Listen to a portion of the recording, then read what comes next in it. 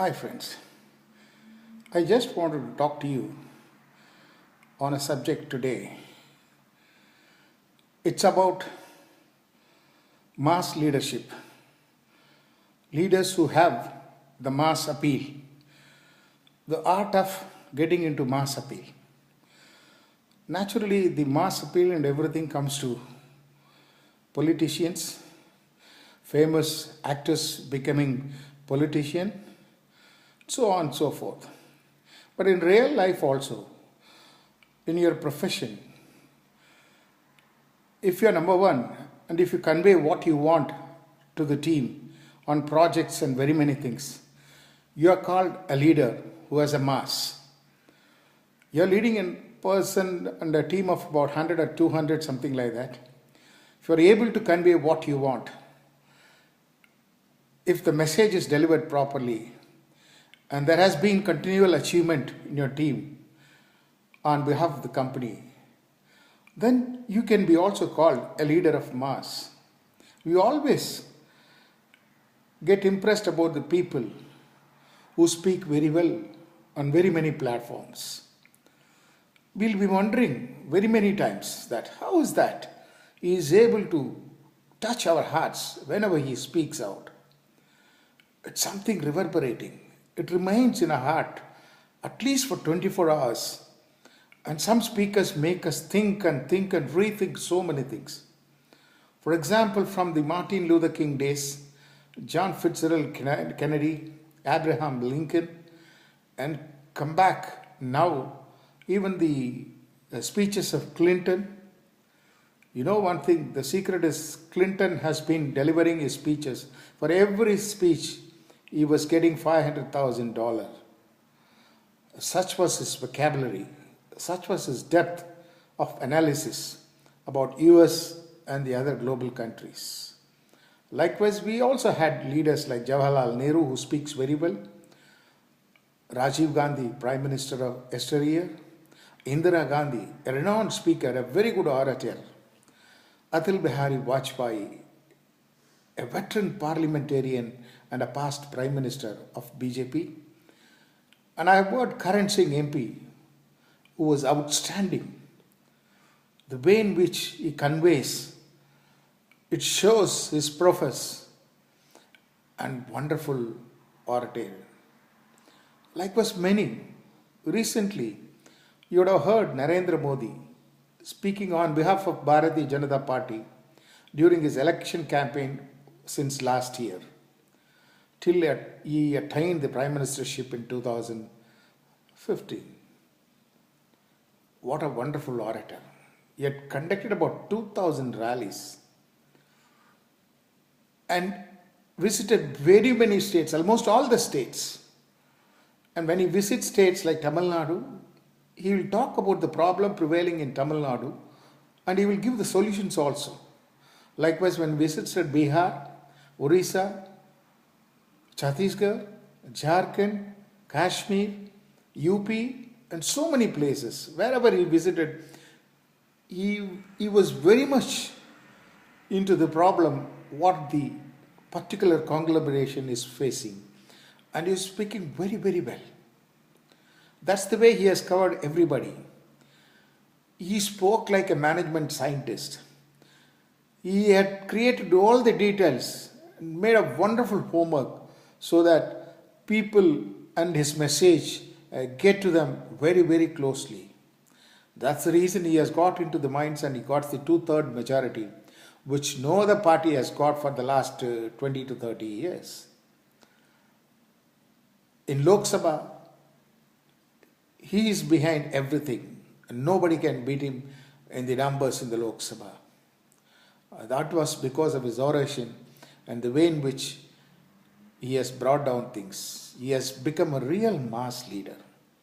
Recently, I read a book by Simon Sinek. He says how leaders convert themselves. Though they are not born leaders, they can convert themselves. They can create leadership in them. He has called a principle called ETSO. ETSO means there are 4 hormones. The hormones which controls our whole body. the secretion of this hormone develops the articulate way of speaking and doing many things by us. You may be wondering how an hormone can control. Definitely, hormones control the whole body. A few hormones even controls the brain cells like oxytocin and serotonin. He says a principle of ETSO. ETSO means 4 hormones. E means endorphin. D means dopamine.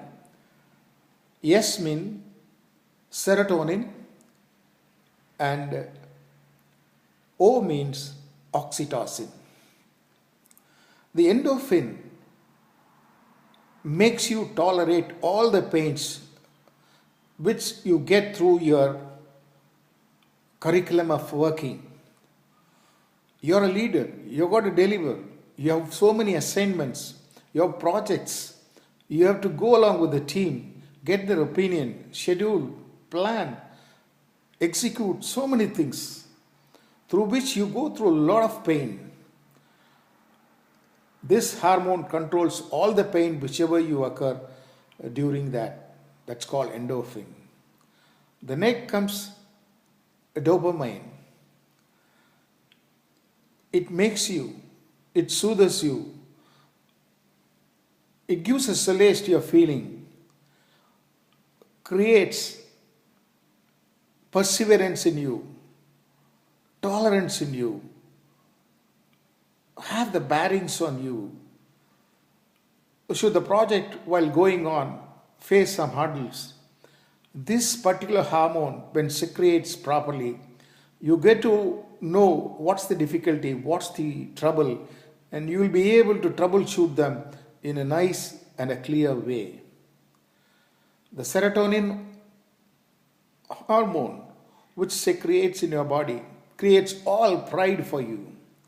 Serotonin makes people know that here is a leader, what the company needed. Here is a leader, what the people needed. Here is the leader who can deliver what has been organized and has to be executed. This hormone makes you very, very proud of yourself and your achievements. And the last but not the least, the hormone oxytocin, very, very close to brain cells. It acts and reacts and sometimes proactive also in your brain cells. It creates an innate love and humbleness in you.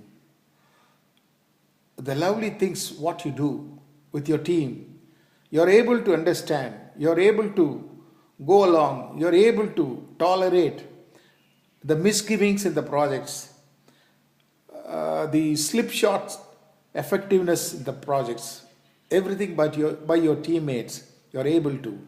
You're able to empathize because of this hormone. You're able to sympathize with your colleagues and see that the whole project is delivered in a nice way. You understand, you go into their mind, you go along with them when they need you. Naturally, they also reciprocate the feelings what they had. This is what is said, leaders eat the last.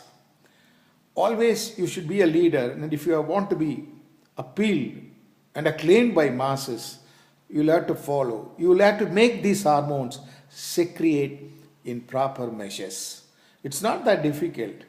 If you practice, if you imbibe yourself in such a way that these hormones are properly secreted at the wanted levels, you will be always successful and you will definitely wanted by the mass.